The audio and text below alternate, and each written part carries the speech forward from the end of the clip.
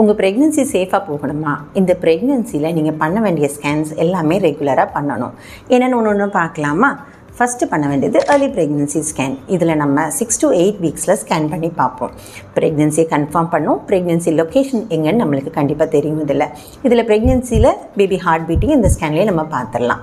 இதுக்கு அடுத்து நம்ம பண்ண வேண்டியது என்டி ஸ்கேன். இது 11 வீக்ஸ்லேருந்து 13+6 டேஸில் நம்ம பண்ணக்கூடிய ஸ்கேன். இதில் பேபியோட டெவலப்மெண்டல் ப்ராப்ளம்ஸ் ஏதாவது இருக்கா அதை நம்மளுக்கு இதில் தெரிஞ்சுக்கலாம். இதுக்கு அடுத்து பண்ண வேண்டியது 5th மந்த் ஸ்கேன், அனாமலி ஸ்கேன்னு நாங்கள் சொல்லுவோம். இது 18 வீக்ஸ்லேருந்து 24 வீக்ஸ் வரைக்கும் நம்ம பண்ணுவோம். இதில் பேபியோட ஆர்கன்ஸ் ஒன்றா டெவலப் ஆகிருக்கா, அதில் ஏதாவது ப்ராப்ளம் இருக்கா, இந்த மாதிரி டீட்டெயில்ஸாக நம்மளுக்கு இதில் பார்த்துடலாம். ஸோ 28 வீக்ஸ்லேருந்து 32 வீக்ஸ் வரைக்கும் பேபியோட க்ரோத் ஸ்கேனும் டாப்லரும் நம்ம பார்ப்போம். இதில் பேபியோட க்ரோத் எப்படி இருக்குது, பேபியோட வெயிட் கெயின் எப்படி இருக்குது, அந்த வாட்டர் லெவல்ஸு இது எல்லாமே இந்த ஸ்கேனில் நம்ம பார்த்துடலாம்.